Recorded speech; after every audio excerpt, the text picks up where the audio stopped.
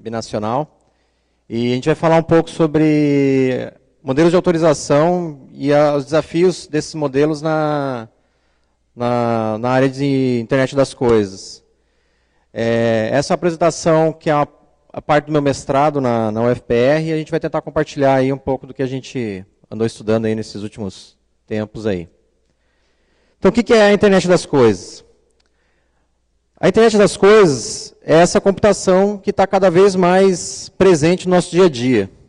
Então, hoje a gente tem cada vez mais computação nas nossas coisas, ao nosso dia a dia. Então, você tem hoje, além de smartphones, computadores que você pode carregar para tudo quanto é lado, você tem tênis com dispositivos, você tem vacas com RFID, então animais com RFID, carros, saúde, na área da saúde, sensores, enfim.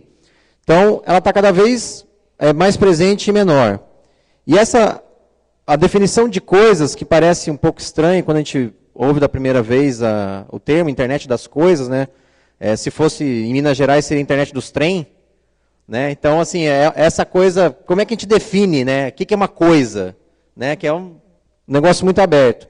Então, coisa, para você delimitar, é qualquer dispositivo que tem uma computação, seja ela passiva ou ativa. Então, uma tag em que ela só responde a um leitor por indutância, ela pode ser caracterizada como coisa. Ela é um objeto físico, então, assim, ela tem uma delimitação física. Então, por exemplo, se eu tenho um sensor nesse ambiente, eu vou ter uma coisa física que vai estar aqui nesse ambiente para fazer o sensoriamento de luz, de temperatura, enfim, umidade. E tem esse conceito do SPIME, que é o Space e Time, que é isso que a gente falou. Então, você delimitar um espaço e o tempo relacionado a uma medição ou um acompanhamento. Então, essa delimitação física provoca um identificador único. Então, a grande relação da internet das coisas é você conseguir identificar coisas. Então, mas como assim conseguir identificar coisas? Essas cadeiras, por exemplo. Pode ser que no futuro próximo, cada cadeira dessa tem uma tag, e aí a organização do evento ou do local aqui consiga saber quais cadeiras estão em cada sala, e até como é que está a distribuição de vocês aqui nessa sala. Nesse primeiro momento, isso parece uma informação que não é importante. Para que eu vou querer saber disso? Mas, sei lá, pode ter estudo de como é que é a distribuição de pessoas numa palestra, de acordo com o tipo de palestra. Você pode correlacionar eventos e trazer informações. E precisa de uma capacidade mínima de comunicação e interação. Que nem eu disse, você pode ter uma tag passiva, mas ela tem que ter uma capacidade mínima de comunicação, que é o quê? Mostrar que ela está ali. Então, se você tem um QR Code que está numa encomenda em algum correio ou em alguma empresa de logística, ela tem uma capacidade de comunicação passiva, um código de barra. Está demonstrando que aquele item está passando naquele momento em determinado checkpoint, por exemplo. E você pode tomar ação baseado nisso. E aí, enfim, já falei algumas aplicações na parte da saúde, na parte de logística, turismo, transporte, enfim. Isso aí tem um monte. E a previsão vai de 20 a 200 bilhões de dispositivos já em 2020, daqui a 2 anos. A gente acha que é muito, mas é uma coisa muito próxima, que está cada vez acelerando mais. E é um mercado estimado de 3 trilhões de dólares.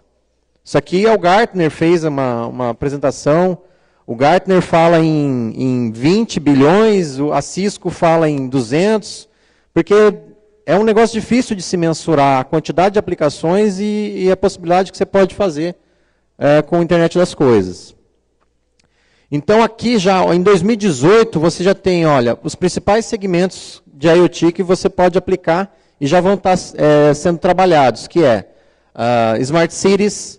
Então, controle de cidades de maneira inteligente, iluminação, o uso da cidade pela população, indústria, né? Você ter a planta da indústria totalmente gerenciada ou gerenciável, que nem eu estava falando, prédios, então você tem todo o controle do teu prédio, seja comercial ou residencial, carros, energia, só os 10 principais aqui.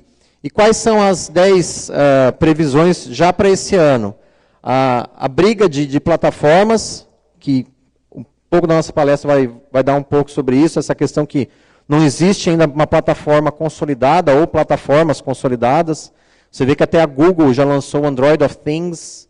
Você tem cada grande empresa, SAP, várias grandes empresas entrando no mercado e querendo se tornar plataforma de fato de uso de todos.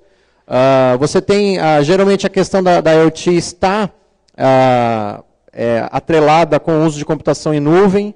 Então, como geralmente os dispositivos têm restrição de computação, você geralmente comunica isso para um servidor central que esteja em nuvem para trabalhar esse dado.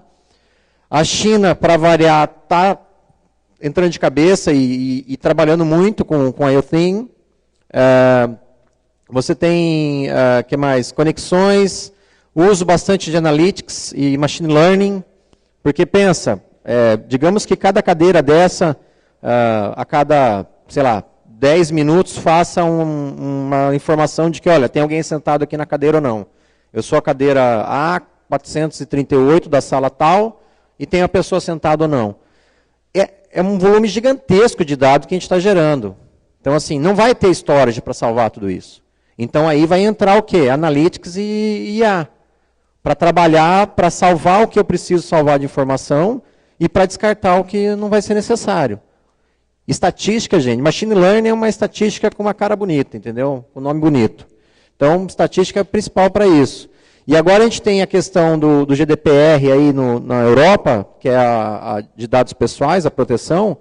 E então você começa a ter conflitos em que essa informação que está sendo gerada pode ter aspectos de privacidade envolvido. E aí, como é que a gente, na área da tecnologia, vai tratar disso? Essa semana, o próprio Senado votou aí uma lei específica de dados pessoais no Brasil, que está indo para a sanção do presidente, e pode ser que a gente também tenha uma lei parecida com o GDPR aqui no Brasil, que seria muito legal. O pessoal está vendo o que pode ser utilizado de blockchain nesse caso, então, assim, quais são os usos reais e efetivos que blockchain vai trazer benefício nesse tanto, e a questão de sustentabilidade. Então, você vê que, olha, o IDC já coloca também, nesse ano, 772 bilhões de dólares, gente. Então, é dinheiro para dedéu que vai ter. Então, como que a evolução da internet aconteceu e a gente chegou nesse estágio que a gente está? Então, você vê que no começo, a gente tinha uma rede, que era o quê? É uma comunicação host a host. Pegando lá no início lá das primeiras transmissões, na década de 60, etc. e tal, começaram a tentar colocar 2 computadores para transferir dados entre eles. Né? E aí você tem um ponto seguinte, que é a internet, em que, vindo lá da ARPANET, toda aquela história de interconexões de redes, você começa a ter a comunicação global entre computadores. Então, isso foi o segundo passo. E depois, no passo seguinte, a gente começa a ter dispositivos móveis. Então, na evolução, a gente teve computador a computador, de repente, redes de computadores comunicando globalmente, e aí o passo seguinte, a gente começa a ter dispositivos móveis. E aí você começa a colocar pessoas, que é a questão social.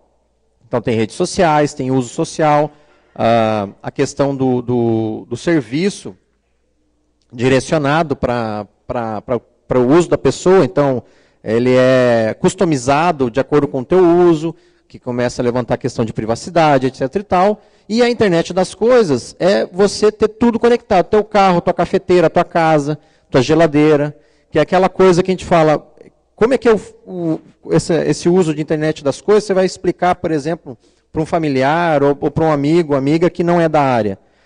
Tem um caso muito legal de uso, por exemplo, que é bem simples de explicar, que você tem lavar roupa. No futuro próximo, você vai pegar todas as tuas roupas, você vai ter lá a tua lavadora, você vai abrir e vai começar a jogar roupa. De repente, a lavadora fala, opa, essa última aí que você jogou aí dentro, essa aí não pode estar para ser lavada junto com as outras.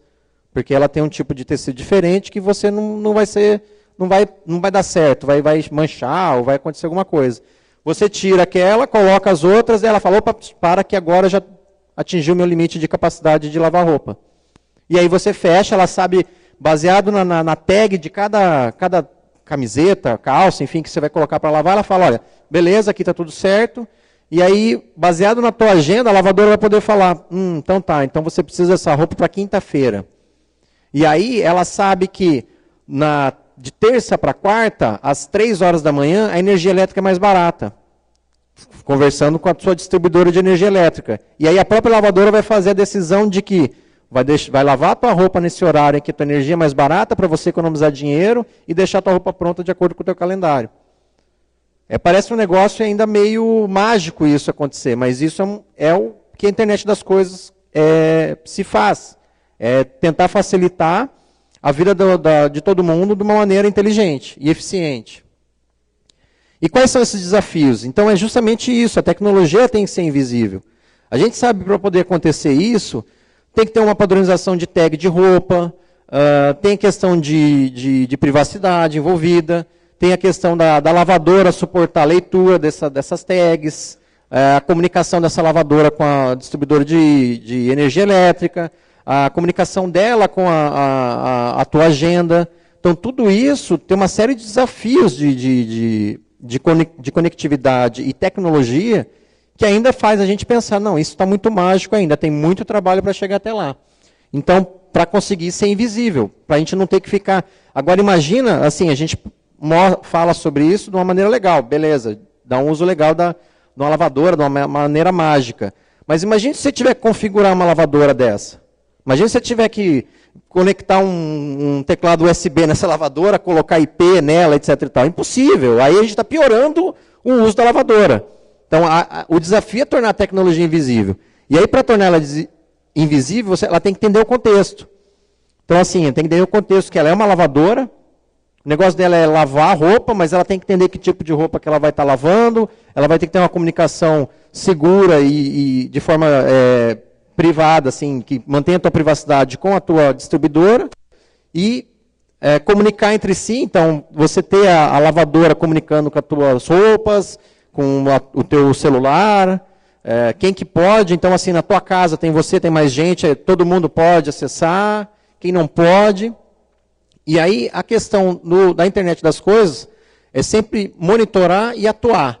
Que seria, no caso, às vezes você tem dispositivos de internet das coisas que só monitoram, então você monitora a luz, monitora a temperatura, monitora quantos carros passam, quantas pessoas passam, ou você pode atuar, então você pode ter ação, você pode ligar um dispositivo, desligar um dispositivo, mandar comandos, e todas essas ações de uma maneira segura, né? Que a gente não quer que esses dados estejam aí na mão de qualquer um.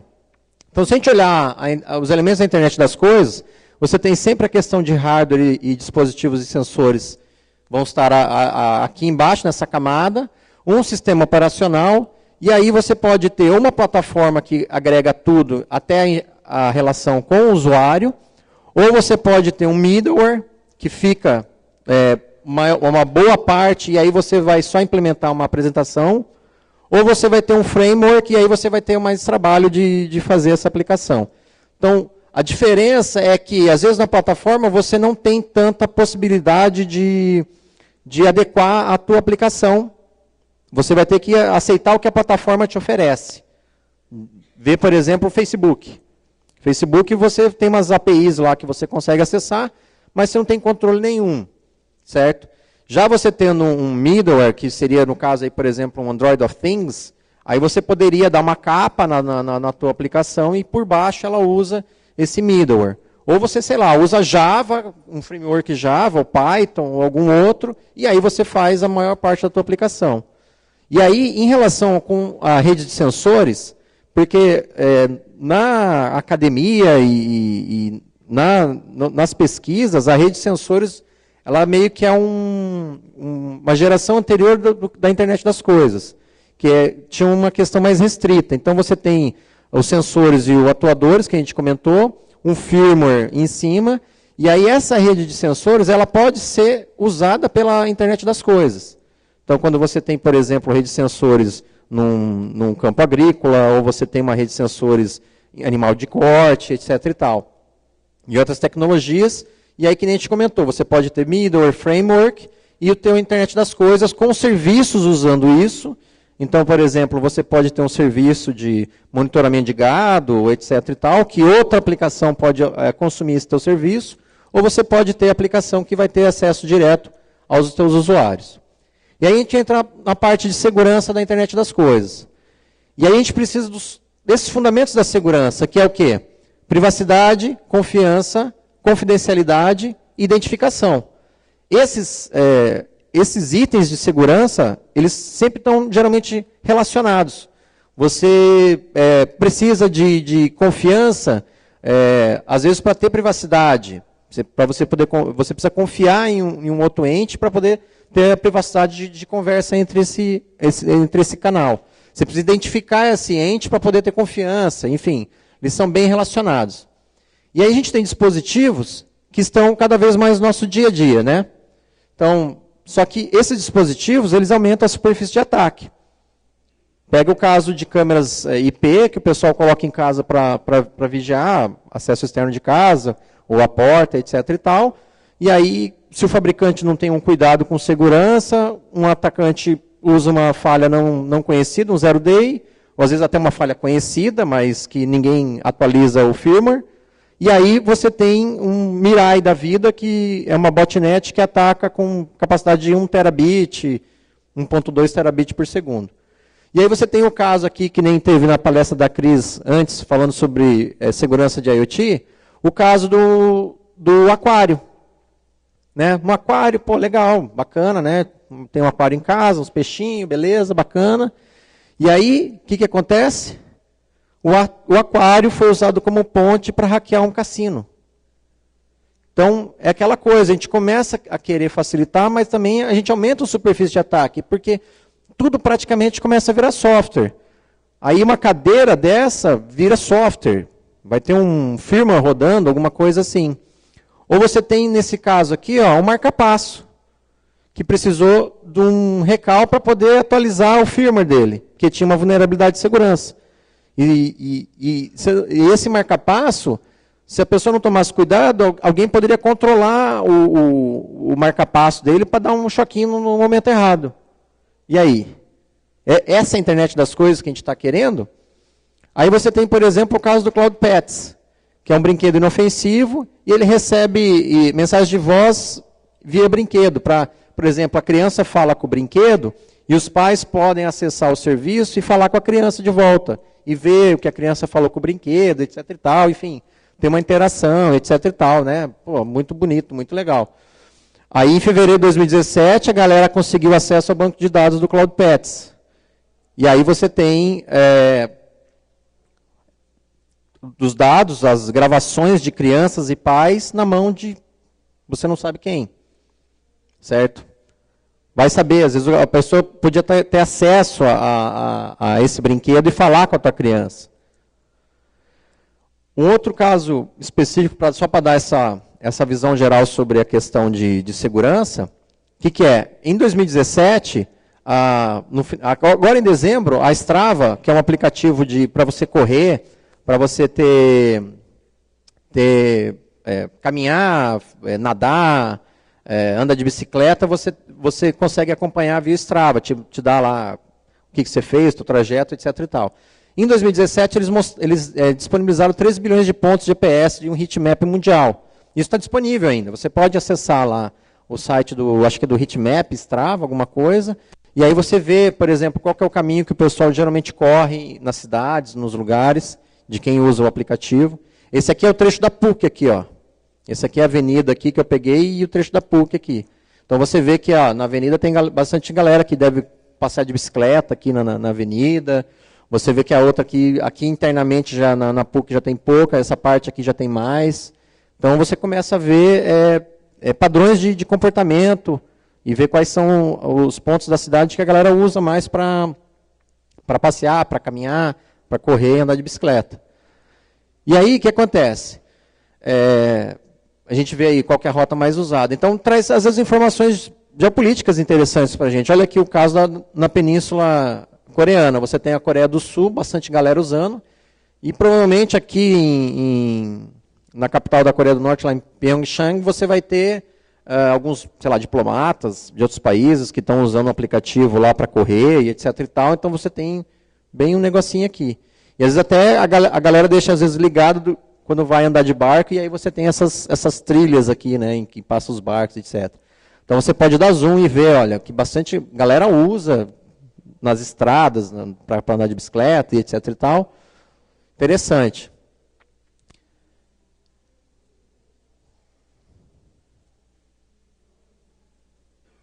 E aí você tem outro caso, que daí um pesquisador ele começou a colocar os plots do heatmap no Google Earth, para ver pontos assim, inóspitos, assim, né? Nossa, o que é esse ponto aqui? E aí começou a olhar. Esse aqui, se eu não me engano, esse aqui é no Afeganistão, e esse aqui é na África, agora eu não lembro qual país da África. E aí ele começou a olhar que no Google Earth não tinha nenhuma identificação de local ali. Parecia que era tipo nada, né? Porque você olha assim, praticamente a montanha, e aí não tem nada ali em tese. Porque também o Google não disponibiliza alguns dados de bases militares distribuídas no mundo. Então você vai lá naquele que em tese você poderia ver uma instalação militar, ou ele passou um blur, ou ele colocou uma foto muito antiga daquele terreno, e aí você não tem aquela visão atual daquele terreno. Então, governos, às vezes algumas entidades, por questão de segurança, fazem o pedido para, olha, Google, dá um blur aí, ou coloca uma imagem antiga para não ter esse dado para alguém querer fazer algum ataque, alguma coisa assim. Só que aí com os pontos do heatmap do Strava, você consegue saber que tem alguma atividade aqui que não está aparecendo e chama mais atenção. Então você tem uma estação, se não me engano, uma era uma base russa e outra uma base americana, que eu peguei aqui como exemplo. Então você sabe, olha, e aí aqui é um ponto crucial. Porque se eu sou de um adversário, né, algum inimigo desses caras aqui, eu já sei que existe esse comportamento de algumas pessoas da base. Então eu posso fazer o quê? Eu posso ir lá, sequestrar alguém, enfim, provocar algum problema. Por quê? Porque um dado que aparentemente era inofensivo, porque o Strava, pulando isso aqui, colocando isso no heatmap deles, o Strava demonstra que eles não fazem essa classificação, eles simplesmente acham que é um usuário normal. Não tem lá uma tagzinha no usuário falando, esse usuário aqui é um usuário militar, não pode publicar nada dele. Não existe isso. Então, assim, é um pouco de ingenuidade também do Strava, que não pensou nesse caso de uso na hora de fazer o software deles. E aí você tem esse dado combinado com as outras informações de corrida que você tem do trecho, que você vê quem que foi melhor naquele trecho que você fez, etc. Tal, quem que é mais rápido, você consegue ver os nomes de quem fez aquilo ali e até o batimento cardíaco dessas pessoas. E aí você começa a falar, bicho, é um negócio, né, meio Black Mirror isso daqui. Você começa a ter dado que, né, é um negócio que não deveria estar ali de uma maneira tão fácil assim. Se fosse para algum estudo, etc., até poderia, mas enfim, né, é um negócio complicado, tá? Assim, justamente por ingenuidade, por não ver que essa correlação de dados que aparentemente não existe pode ser criado. Então a gente tem esse problema, né, entre praticidade e privacidade. Então toda vez que a gente vai desenvolver alguma aplicação, alguma coisa, a gente tem essa dicotomia, porque para poder ter praticidade, geralmente a gente tem que abrir um pouco mão da privacidade. E cada vez mais a gente está abrindo mão da privacidade. Certo? Como é que a gente consegue acessar via WhatsApp o contato dos amigos? Porque justamente o WhatsApp sabe quem que tem conta no WhatsApp para você poder convidar e começar a conversar. Então, a praticidade e a privacidade, ela começa a ter um conflito, mas sempre, geralmente, ultimamente, a gente vê que a privacidade está perdendo. O problema de gerar essa autoconfiguração segura. Então, para fazer essa autoconfiguração dos dispositivos, que nem no exemplo da lavadora, É um desafio a gente conseguir balancear os dois e fazer a lavadora se autoconfigurar com os outros dispositivos em volta. Controlar acesso às informações do ambiente, então é um dos desafios e problemas que a gente tem. E autorizar os dispositivos conforme local e uso, então o contexto. Então esse é um dos desafios próximos aí que a gente tem na internet das coisas, que é justamente assim, o dispositivo entender o contexto dele e adequar a segurança ao contexto, porque se a gente não fizer isso, por exemplo, você vai lá e coloca que para um dispositivo XYZ tem que ter uma senha segura. Legal. A pessoa vai anotar a senha segura e vai escrever a senha num post-it e vai colocar do lado do dispositivo para lembrar. Então a gente na área de segurança, a gente tem que pensar na interface com o usuário. Também, porque se a gente complicar muito essa interface com o usuário vai fazer o menor esforço, porque a gente faz isso, a gente é programado para fazer o menor esforço. Então a gente quer, às vezes, forçar uma segurança, vai encher de bilhetinho, post-it para tudo. Vai resolver? Pode ser que dê a segurança que ele acha necessário para o dispositivo dele. E às vezes até por ignorância da questão da privacidade e do que pode ser feito com esses dados, a pessoa vai tomar a informação cada vez mais insegura. E aí, para a gente conseguir manter essa segurança e garantir que esses dispositivos funcionem bem, a gente vê como é que é o controle de acesso e o que a gente pode utilizar de controle de acesso na internet das coisas. Então, vamos entender como é que funciona o controle de acesso. Se a gente olhar na história do próprio computador, os primeiros tipos de controle de acesso são os acessos descritivos, que é as access lists. Então, é a lista de acesso. Então, você tem lá um dispositivo, ou um arquivo, ou um banco de dados. Né? Se você olhar lá, por exemplo, no qualquer file system Linux, Unix, você vai ter lá quem que é o owner desse arquivo. Então, você tem o dono do arquivo, você tem... no início, a gente tinha o modelo de usuário, grupo e para todos, né? Então, que a gente coloca lá o chmod 755, 0400. Então, esse é um modelo de access lists bem restrito. Então, é bem simples, né? Então, é você, o teu grupo que você faz parte e o todo. Então... E você tem as ACLs estendidas, que daí você tem os acessos conforme maior. Então você pode, tal grupo pode só executar, tal grupo pode só fazer append de dados, etc. e tal. Então, nas ACLs você tem o dispositivo com as capacidades de que cada pessoa pode fazer. Olha, então esse cara aqui, ele fala sobre o usuário Alice. Alice pode acessar isso aqui. O Bob não pode. Já a Carol também pode. Então você tem... cada dispositivo com a sua lista de acesso junto dele. O outro modelo de autorização, que é bastante usado em empresas, etc. e tal, é o role-based, né, o baseado em papéis. Então você tem papéis, que às vezes geralmente pode ser traduzido em grupos, e o acesso que esse grupo tem ao dispositivo ou ao arquivo. Então você tem lá um grupo de usuários, é o papel usuários, e esse papel usuário, ele pode ser um ou mais grupos também. Então, você tem aqui o papel. Tem o papel do cara que é o presidente, tem o papel do CFO, de financiamento, de financeiro, né, de contabilidade. Você tem analistas. Então, cada papel pode juntar vários grupos e cada usuário pode ter um ou mais papéis, né? E aí você tem outro modelo, que é baseado em capacidade, que é, no caso, você não coloca no dispositivo o acesso. Nesse modelo, o sistema faz a garantia de acesso pelo usuário. Então, o usuário carregaria a lista do que ele pode acessar, que na verdade assim, não é que ele carregaria, mas a base estaria com os usuários e não com os dispositivos no file system. Então, você teria um acesso lá, um sistema web, em que você acessa e o cara fala, então a Alice está nesse grupo aqui no sistema, então ela tem acesso a isso, a isso, a isso. Então, no caso em que seria meio que inverso das listas de acesso, do access list. E a gente tem um modelo também baseado em atributos. Esse é o modelo mais difícil, digamos assim, de implementar, porque ele é mais complexo, mas ele é mais dinâmico, certo?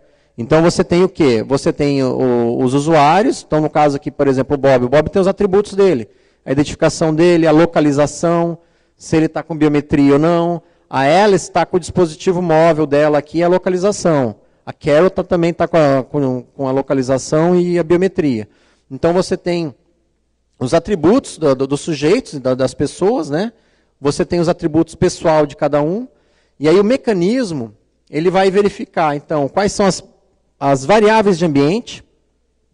Então, sei lá, pode ser que nesse mecanismo aqui, determinado horário não vai ter determinado acesso.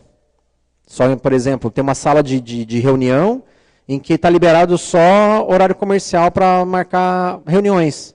Então, a sala, o horário, mais a galera que quer marcar reunião, vai tentar achar uma sala, e aí esse mecanismo vai verificar se existe alguma regra que permite ou não isso, e aí ele vai tomar a decisão.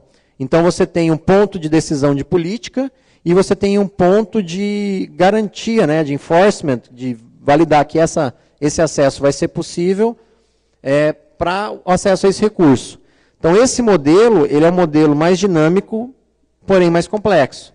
Mas, quando você tem uma explosão de dispositivos, a gente vê que muita gente está usando bastante para IoT o ABAC.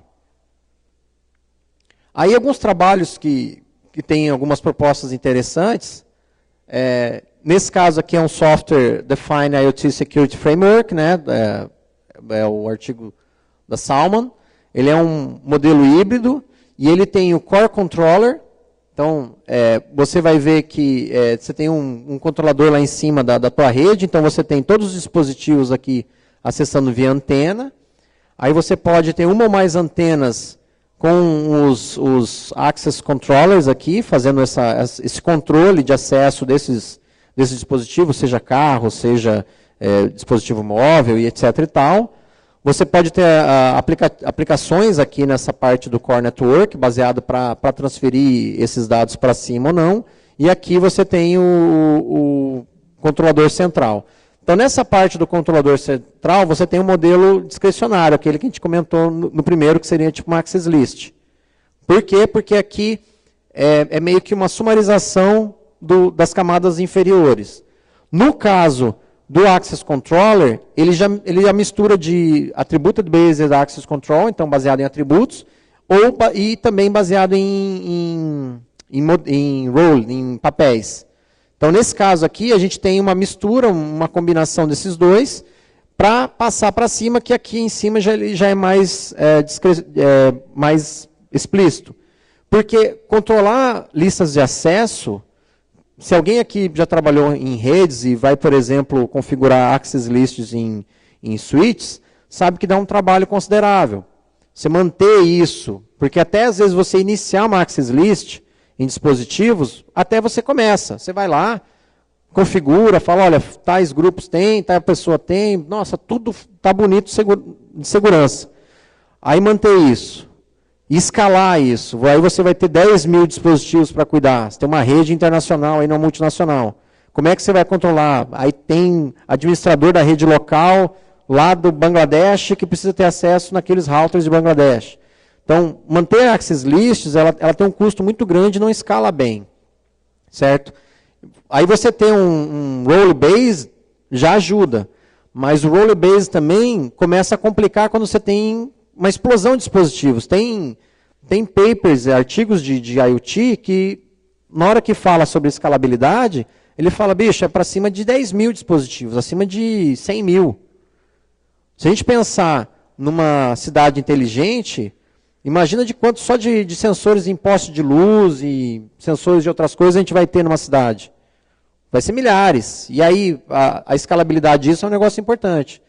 Então, tem propostas tem trabalhos que se propõem a serem escaláveis de maneira bem grande, na casa dos milhares. Tem outros que dizem, olha, esse trabalho foi testado e foi garantido, enfim, uma eficiência até, sei lá, 10 mil dispositivos, 50 mil, a partir disso, às vezes não escala muito bem. E aí você tem o Software Defined Gateways, né, que vai ser como se fosse uma SDN para controlar o funcionamento disso tudo. Outro trabalho interessante de Gusmeroli, que é você ter um baseado em tokens, né, que é esse de capacidade, de como é que você consegue fazer isso.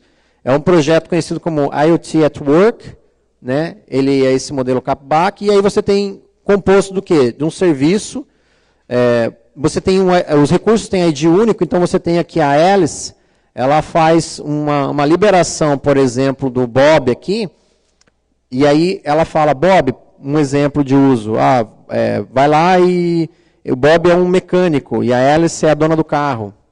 E aí ela precisa de um serviço no carro dela, e aí ela autoriza temporariamente, então ela dá esse token de autorização para o Bob, assinando, falando, olha, o Bob pode acessar o meu carro para arrumar o motor, enfim, fazer a revisão e etc e tal.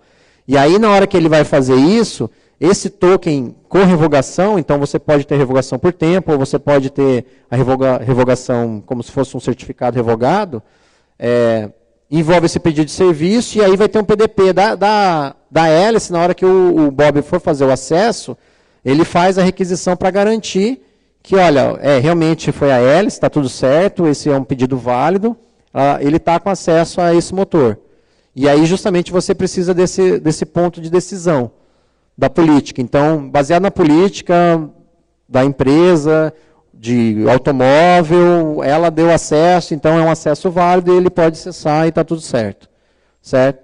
E aí você vai ter o gerenciador de recursos, para poder verificar quais recursos estão disponíveis, quem são as pessoas que geralmente têm acesso e podem fazer essa autorização de acesso a esses recursos e fazer esse controle todo. E aí você vê que cada token aqui, ele tem uma série de informações. Então, quem que autorizou, para quem que autorizou, por quanto tempo, o que ele pode fazer.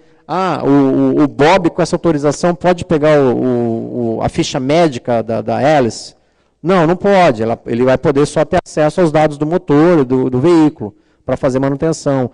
Mas ele pode ver o histórico, por onde ela andou? Não. Não, ele vai poder só fazer o quê? A validação de que aquele motor está funcionando, quanto tempo que ele rodou, enfim, etc e tal. Então, tudo isso a gente vê que já começa a ter uma explosão de como é que a gente faz para tudo isso ter a facilidade que se propõe, mas de maneira segura, certo? E o outro trabalho legal também é esse Community Drive na Access Control, em que você tem uma comunidade, certo, de dispositivos, e esses dispositivos eles vão fazer nessa comunidade eles vão conversar entre si para fazer a liberação de acesso ou não. Ele é um projeto da Orange, da França, é esse modelo de community, né, baseado em token. Então você tem um servidor de autenticação, aí você tem o Policy Decision Point, que nem no outro caso, mas também o enforcement. Então, nem sempre quem define, baseado na política, quem faz a autorização é quem vai fazer realmente a efetivação daquele acesso. É que nem você ter, por exemplo, uma pessoa que vai acessar com login de rede e vai entrar num servidor de arquivo remoto. Você tem um servidor de autenticação que te autoriza, garantindo que você é quem você diz. Então, você vai lá colocar seu usuário e senha, você identificou que você é você mesmo. E aí, na hora que você vai acessar o servidor de arquivos, o servidor de arquivos vai receber do servidor de autenticação, então, falando, olha, essa pessoa está ok, é ela mesma? Então, segundo o access list aqui dessa pasta, essa pessoa tem acesso. Então, quem realiza ou não aquele pedido é o enforcement, o PEP, quem que vai executar, digamos assim, a ação. E aí você tem uma CA interna, então, que vai emitir certificados dessa comunicação toda. Então, um dispositivo pode emitir uma autorização baseada no seu certificado para acesso de um outro dispositivo, né? Você tem um gatekeeper, que seria o porteiro, o controlador ali daquela comunidade. Então, às vezes, pode ser que comunidades autorizem acessos de outras comunidades baseado em confiança entre essas comunidades, né? Que seria uma relação, uma analogia, uma relação de confiança entre domínios. e a comunidade em si. Então, você tem aqui ó, a certificadora, que gerencia esses acessos, né, como é que vai acessar os atributos, tudo. Aí você tem aqui o servidor de autorização, que tem a base das informações de autorização e autenticação. E aí você tem o objeto aqui, então o Smart Object, que vai pedir autorização baseado no token. E aí ele pede esses atributos do token e aí ele faz o pedido de acesso. E fazendo esse pedido de acesso, o outro dispositivo que está na comunidade, né, e os outros Smart Objects aqui, os outros dispositivos, ele vai fazer essa decisão conversando com o outro, com o servidor de autorização. Então, quais conclusões a gente tem com essa parte de autorização e controle de acesso? O desafio ainda está em aberto, então, todos esses trabalhos que eu mostrei para vocês, na hora de pesquisar e ir atrás, nenhum tem, por exemplo, esse trabalho disponível, como um framework ou como um software para a gente usar. E isso é frustrante, porque claro, frustrante para a gente. No caso da Orange, é um negócio, é um modelo de negócio deles, que eles têm uma iniciativa de internet das coisas na França e querem oferecer como serviço. Né? Não faz sentido eles disponibilizar tudo isso num projeto. Mas eu não queria implementar isso do zero, mas não achei também nenhum projeto de software livre que pudesse eu ir lá e ajudar a implementar essa parte. Então, na verdade, eu vou ter que fazer isso do zero. E aí a gente tem problemas de anonimização, reidentificação e de-anonimização. Isso aqui daria toda uma outra palestra para comentar. Mas é bom falar porque, assim, no caso, digamos, da Strava, é um exemplo. A gente criar anonimização nos nossos dados é importante para, se caso esse dado seja comprometido, não ter impacto na vida das pessoas. Então, existem estudos que como que você pega a tua massa de dados e você pode trabalhar e trazer informação interessante dessa massa sem comprometer a privacidade das pessoas envolvidas que geraram aqueles dados. Então, isso é um negócio que é cada vez mais importante. E aí, contra isso, existe galera que tenta fazer a reidentificação e a de-anonimização desses dados. Então, teve caso, por exemplo, do próprio Google, que demonstrou uma base que seria, em tese, anonimizada de buscas, e a galera, tratando de reidentificar quem que estava ali e de-anonimizar esses dados, conseguiu identificar, digamos, proximamente quem que era a pessoa que fez aquela busca. Ah, mas quem que interessa fazer isso? Empresas de marketing online. É o que elas fazem hoje em dia. Na hora que você vai acessar vários sites, o Facebook faz isso. Para saber que foi você que acessou tal site do Buscapé e estava querendo comprar uma torradeira, e aí, ou você estava querendo comprar um negócio de camping porque você vai fazer uma viagem para não sei na onde. Então ele tenta fazer o quê? Em vez de ele receber só aquele IP, tentar de-anonimizar, identificar quem você é. E existe bastante estudo sobre isso e cada vez, enfim, mais importante. Muitos negócios e novos mercados estão se criando, então a gente já mostrei nesse ano 770 bilhões de dólares, com previsão de 3 trilhões daqui a 2 anos, então é um negócio que cada vez mais está gerando negócio, está gerando mercado novo aí. Existe essa questão do uso de nuvem e a neblina, né, que seria o fog computing. Então, é aquele lance, dependendo da capacidade computacional do teu dispositivo da internet das coisas. Se ele tem uma capacidade boa, você pode processar muita coisa localmente. Se não é tão boa, você vai mandar tudo para a nuvem. Ou você pode processar alguma coisa que dá um tratamento naquele dado ali localmente, que seria no caso da neblina, né, do fog computing, e aí depois você passa uma sumarização de dados, ou um dado já tratado para a tua nuvem. E como eu comentei, poucas opções em software livre, assim, pesquisei bastante, assim, então, vamos começar aí, vamos começar um projeto e vamos arregaçar as mangas aí e fazer alguma coisa. E aí, por último, fica o convite para todo mundo, né? Foz do Iguaçu Latinoair, 17 a 19 de outubro. Então, estão todos e todas convidados para ir lá. Também vamos falar sobre outras coisas lá na Latinoair. Obrigado, gente. Está aí meu contato. Quem quiser tirar alguma dúvida, enfim, bater papo depois, estamos à disposição.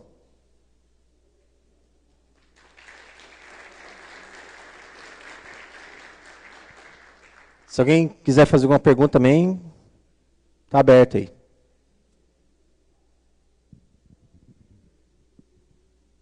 Pode me encontrar aqui também para fazer perguntas, se tiver tímido ou tímida, tá bom? Valeu, gente. Obrigado, bom físico para todo mundo.